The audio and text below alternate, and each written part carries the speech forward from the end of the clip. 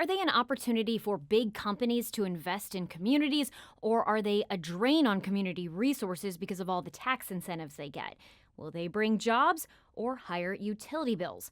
And are they pronounced data centers or data centers? I'm Abby Larica. Welcome to the newscast booth. Let's talk about today's gateway. St. Louis Public Radio's Kayvon Mansouri has been digging into the data center issue from all sorts of different angles because it's something that people are talking about as more data centers are proposed for their communities. He brings us into an interview that he conducted with a local expert about all the different things that people should be looking for when they try to determine whether a data center is right for where they live. Also, I think I say data center, but read data center. How does a sheriff do his job from jail, like behind bars? St. Louis gets to find out because St. Louis Sheriff Alfred Montgomery is now in jail. Sheriff Montgomery had been under house arrest leading up to a hearing on Tuesday that's ahead of his trial for some of the felony charges that he faces. During that hearing, the judge heard evidence that Montgomery has a burner cell phone he was using to communicate and more guns in his possession than he had originally admitted to. For those reasons, the judge said the sheriff should be in jail until that trial.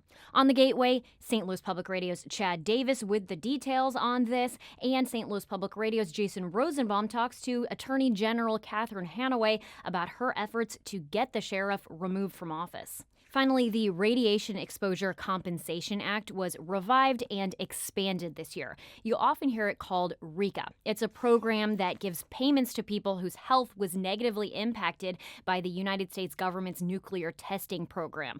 Yes, that was decades ago, but there are still many people in our community who are still dealing with that fallout. In fact, St. Louis Public Radio's Lucretia Wembley reports at least 300,000 people are estimated to have gotten sick from radiation exposure in parts of Missouri that are now eligible for RECA compensation. She went to a town hall in St. Charles County last night where people gathered to learn more about how they can receive their RECA compensation and other resources. You can hear about that, plus more local and regional news stories on the Gateway podcast, available on the STLPR app, on our website, and wherever you get podcasts. Sunshine today.